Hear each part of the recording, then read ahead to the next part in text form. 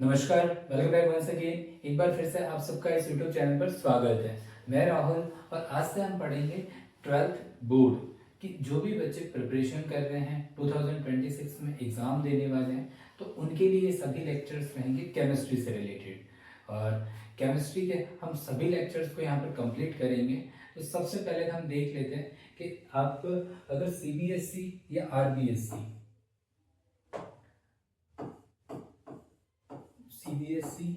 और RBSE दोनों ही board की अगर प्रिपरेशन कर रहे हैं तो भी आपको बाईलिंगुअल ये लेक्चर्स मिलेंगे।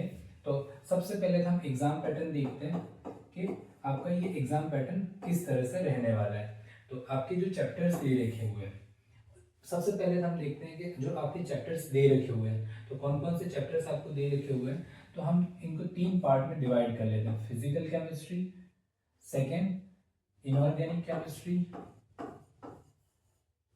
और ऑर्गेनिक केमिस्ट्री। ये 3 पार्ट है आपके: फिजिकल केमिस्ट्री, इनऑर्गेनिक केमिस्ट्री और ऑर्गेनिक केमिस्ट्री। फिजिकल को हम क्या बोलते हैं? भौतिक रसायन, भौतिक रसायन। और ये अकार्बनिक रसायन, और ये कार्बनिक रसायन। क्लियर है? अब इसमें हम देखते हैं कि फिजिकल केमिस्ट्री से आपके कौन कौन से चैप्टर्स आने वाले हैं। तो फिजिकल केमिस्ट्री से आपके चैप्टर आने वाले हैं: solution, first chapter; second electrochemistry, electrochemistry;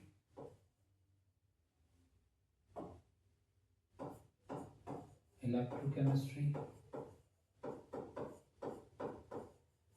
और third chemical kinetics, chemical kinetics. ये 3 चैप्टर्स आपके किससे आने वाले हैं? Physical chemistry. सॉल्यूशन विलियन, जो भी बच्चे हिंदी मीडियम से हैं तो ये विलियन, ये विद्युत रसायन, विद्युत रसायन, और ये हो गया रासायनिक बल गतिकी, रासायनिक बल गतिकी।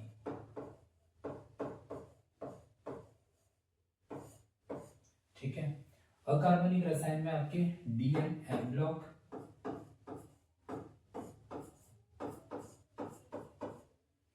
और कोऑर्डिनेशन कंपाउंड।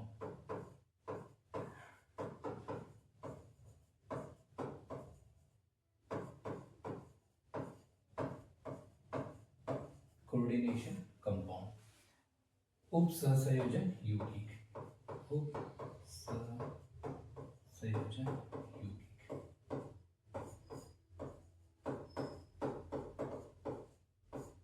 ठीक है। तो ये तो आपके कौन कौन से फिजिकल केमिस्ट्री और इनऑर्गेनिक केमिस्ट्री के चैप्टर्स हो गए।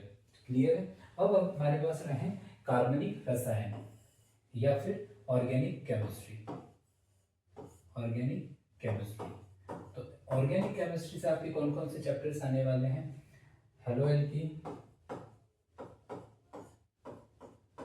हेलो एल्कीन व haloarene, haloarene. Clear है? Haloalkane and haloarene. First chapter आपका ये आने वाला है। Second alcohol, phenol, ether. और थर्ड चैप्टर है एल्डिहाइड, कीटोन और कार्बोक्सिलिक एसिड। और लास्ट चैप्टर आपका कौन सा है? फोर्थ चैप्टर है आपका एमाइंस या एमीन, एंड लास्ट है बायोमोलिक्यूल, फिफ्थ चैप्टर है बायोमोलिक्यूल या जीवाणु। ये सभी चैप्टर्स आपके किससे आने वाले हैं, ऑर्गेनिक केमिस्ट्री से। क्लियर है? तो ये तो आपके चैप्टर्स हैं। अब इनका जो सीबीएसई के बच्चे हैं उनके लिए अलग वेटेज है और जो आरबीएसई के बच्चे हैं उनके लिए अलग वेटेज है। तो अगर हम सीबीएसई के बच्चों का देखें ऑर्गेनिक केमिस्ट्री का वेटेज, तो ऑर्गेनिक केमिस्ट्री से आपके 33 मार्क्स के क्वेश्चंस आने वाले हैं। ऑर्गेनिक केमिस्ट्री से कितने मार्क्स के क्वेश्चंस आने वाले हैं, मैं कलर चेंज कर देता हूँ, 33 मार्क्स के ऑर्गेनिक। और अगर उसमें से एक चैप्टर को हम क्या कर लें, जैसे जीवाणु है, तो ये चैप्टर इजी भी है और इसको सेपरेट कर दिया जाए तो इसके बाद हमारे पास कितने मार्क्स के रहेंगे, ये 7 मार्क्स का है, तो 26 मार्क्स के प्योर आपके किससे हैं, ऑर्गेनिक केमिस्ट्री से। क्लियर है? इसके बाद अगर हम ये चीज़ है आरबीएससी के बच्चों के लिए देखें, ये तो किसके लिए, सीबीएसई के लिए। आरबीएसई के बच्चों के लिए देखें तो ये 28 मार्क्स के लिए का वेटेज है। यानी कि अगर जो जिन बच्चों ने कि अभी तक प्रिपरेशन स्टार्ट नहीं की है या कुछ भी नहीं पढ़ा है, तो अगर वो ऑर्गेनिक केमिस्ट्री भी अच्छे से कर लेते हैं तब भी वो आसानी से क्या हो सकते हैं, पास हो सकते हैं। लेकिन जिनको स्कोर करना है और अच्छे परसेंटेज चाहिए तो उनको फिजिकल केमिस्ट्री और इनऑर्गेनिक केमिस्ट्री को भी पैरेलल पढ़ना पड़ेगा और अच्छे से पढ़ना पड़ेगा, तब जाके ही क्या हो सकता है, अच्छा स्कोर हो सकता है। क्लियर है? अब जो सीबीएसई बच्चों का एग्जाम का क्वेश्चन थ्योरी का पेपर रहता है वो रहता है 70 मार्क्स का। कितने मार्क्स का, 70 मार्क्स का। और आरबीएसई बच्चों का रहता है 56 मार्क्स का। ठीक है? तो आरबीएसई का जब ऑर्गेनिक केमिस्ट्री कितने की होगी, 28 मार्क्स की, तो फिजिकल और इनऑर्गेनिक केमिस्ट्री दोनों मिलाकर भी कितना है, 28 मार्क्स का पेपर आपका किसका रहेगा, फिजिकल केमिस्ट्री और इनऑर्गेनिक केमिस्ट्री, 28 मार्क्स का। लेकिन जो सीबीएसई के बच्चे हैं उनके लिए जो फिजिकल केमिस्ट्री है उससे 23 मार्क्स के क्वेश्चन आएंगे। कितने, 23 मार्क्स के क्वेश्चन आएंगे, जबकि इनऑर्गेनिक केमिस्ट्री से कितना, 14 मार्क्स के। तो ओवरऑल कितना हो गया, 70 मार्क्स का आपका पेपर हो गया। तो ये आपको एक तरह से देखना है कि जो आरबीएसई बच्चे आरबीएसई बोर्ड के एग्जाम देने वाले हैं और जो सीबीएसई बोर्ड के एग्जाम देने वाले हैं, तो उनको तो सबसे पहला काम क्या करना है कि जिन चैप्टर्स का वेटेज हाई है और जिस पार्ट का वेटेज हाई है, जैसे ऑर्गेनिक केमिस्ट्री का वेटेज हाई है, तो पहले उन पर ध्यान देना है। और अब उनको हम किस तरीके से पढ़ें, तो हम सबसे पहले क्या करेंगे कि हम ऑर्गेनिक केमिस्ट्री को ही पढ़ेंगे, तो जिससे हम कि अपने आप को एक बार सिक्योर कर ले कि पास हो जाएं। पास होने के बाद हम ये फिजिकल केमिस्ट्री इनऑर्गेनिक केमिस्ट्री पर भी ध्यान देंगे। तो सबसे पहले अगर हम के पास होने का एक तरह से टारगेट सेट करते हैं, और अभी भी हमारे पास लगभग एग्जाम के लिए 90 डेज है। कितने डेज है, 90 डेज हम मान के चलते हैं। जो भी बच्चे सीबीएसई बोर्ड का एग्जाम दे रहे हैं तो उनके लिए 15 फेब अगर मान के चलते हैं, तो अभी हमारे पास है 28 अक्टूबर, तो 15 नवंबर से भी देखें तो हमारे पास एग्जैक्ट 90 डेज हैं। तो 3 महीने हमारे पास हैं, तो 3 महीने इनफ होते हैं। और हमारे पास चैप्टर भी के अगर सब मिला भी लें तो सब मिला के हर चैप्टर के लिए एक एक दिन है, तीनों सब्जेक्ट के मिला के, तो फिजिक्स केमिस्ट्री और बायो, और ऐसे फिजिक्स केमिस्ट्री और मैथ्स, तो सिमिलर पैटर्न रहेगा।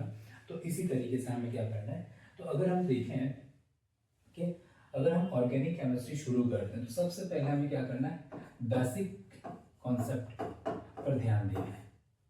बेसिक कॉन्सेप्ट, एक बार मैं फिर से कलर को चेंज कर लेता हूँ। अब यहाँ पर बेसिक कॉन्सेप्ट का मीनिंग क्या है ऑर्गेनिक केमिस्ट्री पढ़ने के लिए, तो बेसिक कॉन्सेप्ट का मतलब है कि हमें यहाँ पर ऑर्गेनिक कंपाउंड्स दिखाई देंगे, ऑर्गेनिक कंपाउंड्स।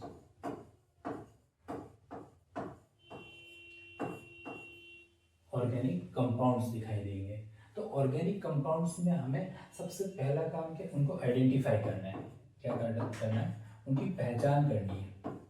अब आइडेंटिफाई हम करेंगे कैसे, तो आइडेंटिफाई करने के लिए यहाँ पर होता है आईपीसी नामकरण।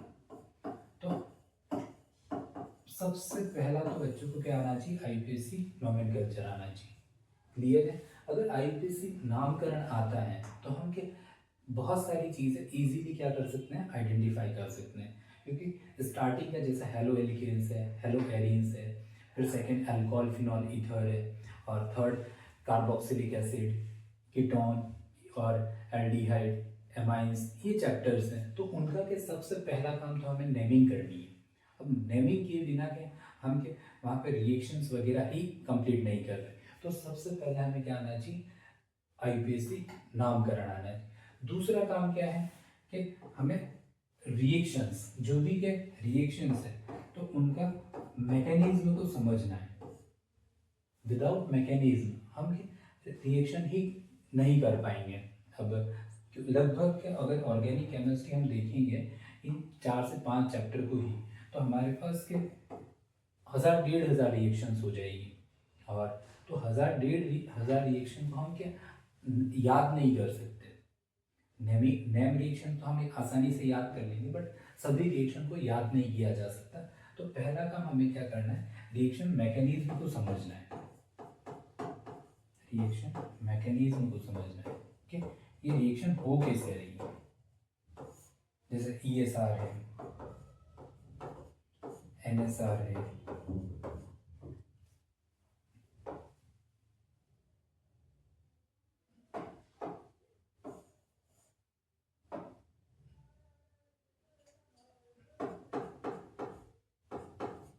या एलिमिनेशन रिएक्शंस है,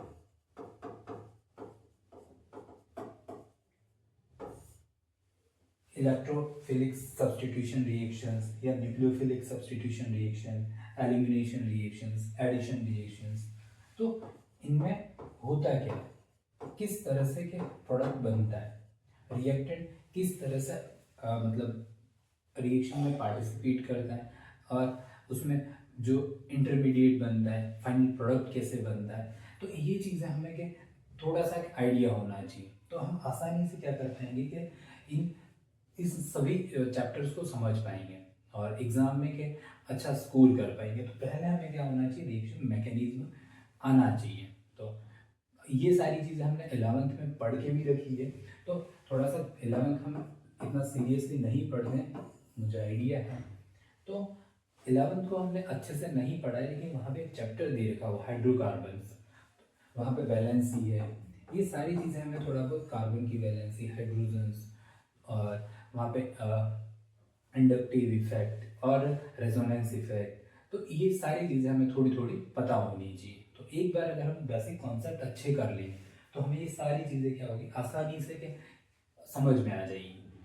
तो हमारा स्कोर भी अच्छा हो जाएगा। तो हमने क्या देखा, रिएक्शन मैकेनिज्म। थर्ड काम क्या करना है हमें, name reactions. Name reactions, name reaction में हमें कुछ एक चीज़ है एज इट इज़ याद रखनी है। अगर याद रखा, क्योंकि एग्जाम में एज इट इज़ पूछी जाती है, जैसे वुड्स रिएक्शंस है, या फिर फिटिंग रिएक्शंस है, सेंडमायर है, गार्डनर कॉच रिएक्शंस है। तो इन रिएक्शंस में कि कौन पार्टिसिपेट कर रहा है, कौन रिएजेंट है, कौन रिएक्टेंट है, क्या प्रोडक्ट बन रहा है, तो वो अगर चीज़ें हमें पता होगी तो हम के ज़्यादा कंफ्यूज नहीं होंगे, और हमें हमारा जो अल्टीमेट गोल है वो भी हमारा क्या हो जाएगा, फुलफिल हो जाएगा। तो इस तरीके से हम अगर करते हैं तो आसानी से हम क्या कर सकते हैं कि इस ऑर्गेनिक केमिस्ट्री को पढ़ सकते हैं। लास्ट काम है हमें मैक्सिमम प्रैक्टिस करनी, जितना हो सकता है उतने हमें PYQs लगाने,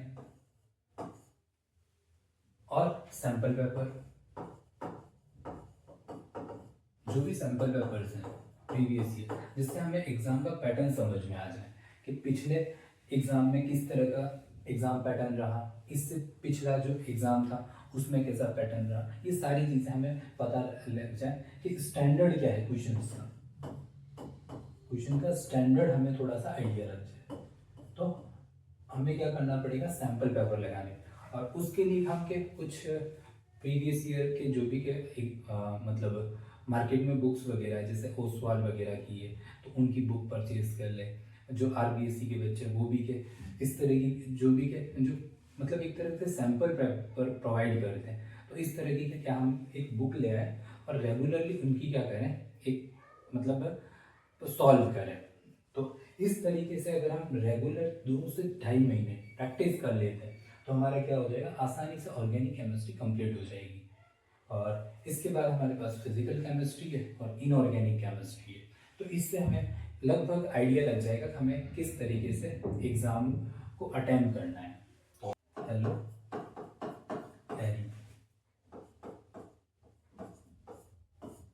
एरीज, ठीक है, ये हमारा क्या है आज का चैप्टर है। जब हम हेलो एल्केन्स की बात कर रहे हैं तो सबसे पहले तो ये जो हेलो टर्म है इसको ही हम क्या करते हैं समझते हैं। जो हेलो टर्म है वो किसके लिए, हेलोजन के लिए। ये किसके लिए दे रखा हुआ है, हेलोजन के लिए।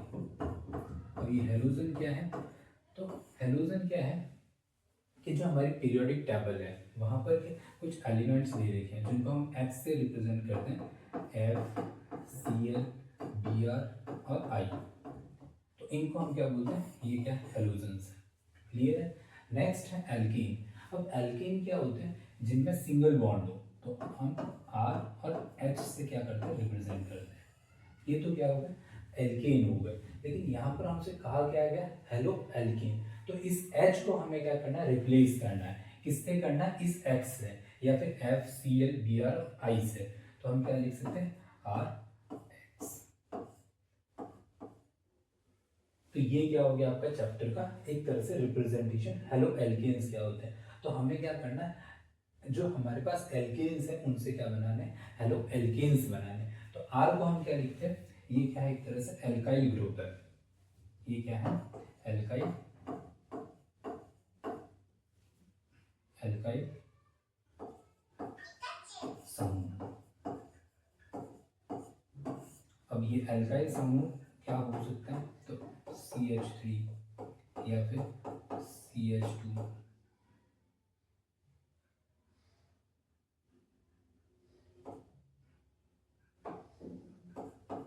CH2, CH3।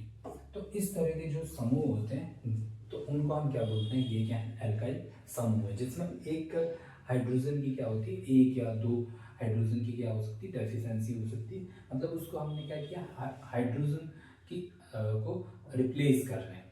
क्लियर है। तो इस तरह के समूह को हम क्या बोलते हैं, एल्काइल समूह बोलते हैं। ऐसे ही हमारे पास क्या हेलो एरिन्स है। हेलो एरिन्स में ये तो जो चीज़ हमने देखी वो क्या है, एलिफेटिक। ये क्या है, एलिफेटिक। ये क्या है, एलिफेटिक, सीधी श्रृंखला वाले। एलिफेटिक को हम क्या बोलते हैं, सीधी श्रृंखला वाले। अब जरूरी नहीं हम एक ही हाइड्रोजन को हटाए, जितने भी एक या दो या तीन हम क्या कर सकते हैं, इन हाइड्रोजन को X से क्या कर सकते हैं, रिप्लेस कर सकते हैं। क्लियर है। तो इस तरह को हम क्या बोलते हैं, हेलो एल्केन्स। ऐसे ही क्या है हमारे पास, हेलो एरिन्स। तो हेलो एरिन्स में हम लेते हैं एरोमेटिक, एरोमेटिक या फिर चक्रीय ठीक है, चक्रीय। तो इसमें अगर हम देखें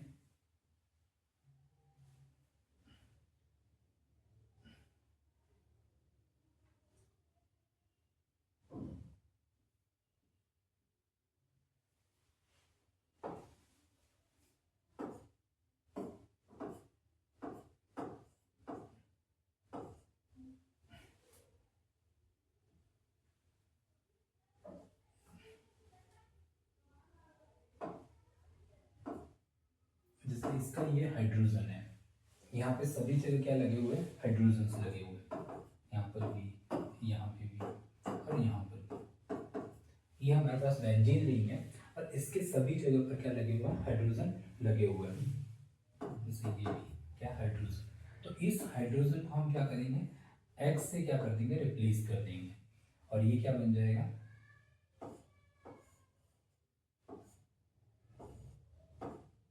X। या फिर इसको नहीं हम रिप्लेस करें तो किसको करें,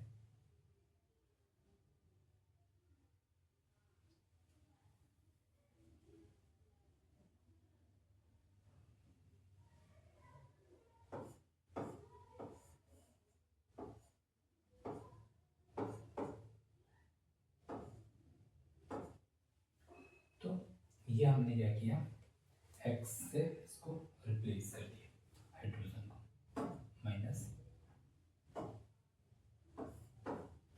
H। क्लियर है। तो ये इनको क्या क्या कहा जाता है, ये एरोमेटिक हैलाइड या एरिल हैलाइड है। ये क्या है, एरिल हैलाइड। और इससे हम क्या कह सकते हैं, एल्किल हैलाइड। ये क्या है, एल्किल हैलाइड। ये क्या है, एल्किल हैलाइड। ठीक है, तो ये तो हमने एक तरह से क्या किया कि हेलो एल्केन्स और हेलो एरीन्स क्या होते हैं इनको समझा।